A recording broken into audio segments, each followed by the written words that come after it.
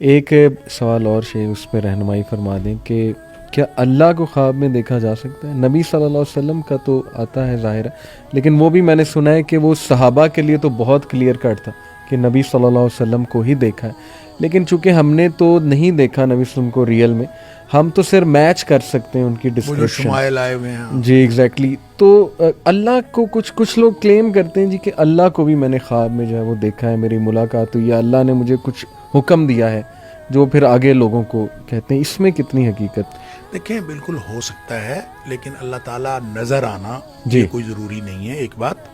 اور دوسری بات، جو کچھ خواب میں نظر آئے وہ اللہ تعالیٰ ہے، یہ بھی نہیں ہو سکتا۔ اس کی وجہ یہ ہے کہ قرآن نے کلیئر کٹ حکم دے دیا، لا تدرکہ الابصار وہو یدرک الابصار، بالکل ٹھیک، اس کو آنکھیں پا نہیں سکتی۔ ہماری دنیا میں ہماری آنکھوں کے اندر وہ صلاحیت ہی نہیں رکھی گئی کہ ہم اللہ تعالیٰ کو دیکھ سکیں۔ صحیح۔ لہٰذا اللہ کو یعنی خواب میں آپ کوئی چیز دیکھتے ہیں، یہ بالکل ایک فالس آپ کی انٹرپریٹیشن ہوگی۔ اگر آپ کہیں کہ فلاں شخصیت پرسونیفائی کر کے آپ کہیں کہ یہ اللہ تعالیٰ تھا، یہ بالکل غلط ہے۔ اللہ کی تجسیم نہ کی جا سکتی ہے، نہ ہی اللہ تعالیٰ کو کسی جسم میں محدود کر کے دیکھا جا سکتا ہے۔ صحیح۔ لہٰذا آپ اگر خواب میں کوئی ایسی چیز نظر آئی ہے تو اب وہ جو انٹرپریٹیشن ہم کر رہے تھے کہ ایک خواب اس طرح کا اور ایک خواب اس طرح کا، تو رویا صالحہ ہوں گے تو کہیں بھی اللہ کی تجسیم نظر نہیں آ سکتی۔ بالکل ٹھیک، یہ ہمیں یقین رکھنا چاہیے، کیونکہ بنیاد قرآن ہے، خواب نہیں بنیاد۔ صحیح۔ تو قرآن نے جب یہ بات کہہ دی تو ہم خواب کو قرآن کے مطابق انٹرپریٹ کریں گے، نہ کہ قرآن کو خواب کے مطابق۔ لہذا خواب میں کسی شخص کو اللہ تعالیٰ جسمانی طور پر نظر آ بھی جائے تو اس کا مطلب اس نے غلط دیکھا ہے۔ صحیح۔ نبی کریم صلی اللہ علیہ وآلہ وسلم نے یہی بتایا، حضرت عائشہ صدیقہ رضی اللہ تعالیٰ عنہ فرماتی ہیں، جو شخص کہے کہ نبی کریم صلی اللہ علیہ وسلم نے اپنی جسمانی آنکھوں کے ساتھ اللہ کو دیکھا، وہ جھوٹ بولتا ہے۔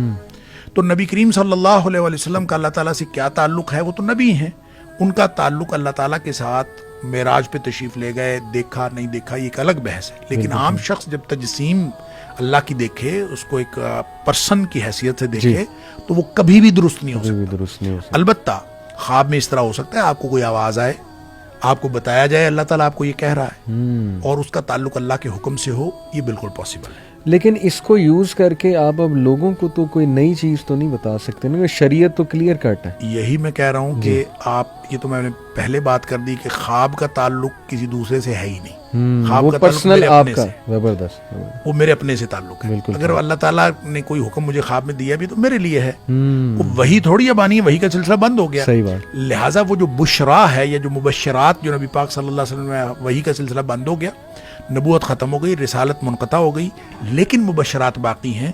تو مبشرات یہی ہیں کہ کسی شخص کو خواب میں اللہ تعالیٰ کی طرف سے اشارہ ہو جائے اور آپ کسی طرف، وہ اس میں آپ کے لیے رہنمائی ہے، وہ کوئی کلیکٹیو وزڈم نہیں آپ کو مل گئی کہ آپ ساری دنیا پر امپلیمنٹ کر دیں کہ اب جو مجھے خواب آ گیا ہے۔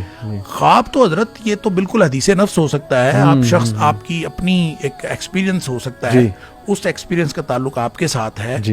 اگر وہ سچا اور بالکل ٹھیک خواب بھی ہو تو اس کا تعلق نہ شریعت میں تبدیلی کے ساتھ ہے، نہ دوسروں کے ضابطے کے ساتھ ہے، اس کا تعلق آپ کے اپنے ساتھ ہو سکتا ہے، اور وہ بھی اس وقت تک جب تک وہ قرآن و سنت کے خلاف نہ ہو اور وہ جو بنیادی مبادیات دین ہیں ان کے خلاف نہ ہو۔ بالکل ٹھیک۔ شیخ کچھ لوگوں کو خواب بہت ہی سچے آتے ہیں، وہ کہتے ہیں جی کہ اتنے ریگولر ہوتے ہیں وہ کہ وہ سچ ہی ہوتے ہیں، تو اس کا مطلب ہے ان کی روح پاکیزہ ہو سکتا ہے، روح پاکیزہ بھی ہو۔ اور ویسے بھی جب ہم قرآن میں یہ دیکھتے ہیں کہ جو حضرت یوسف علیہ السلام سے جو خواب پوچھا گیا تھا، وہ ایسے شخص نے پوچھا تھا، ایسے شخص کا خواب تھا جو مسلمان تو نہیں تھا، تو سچا خواب تھا۔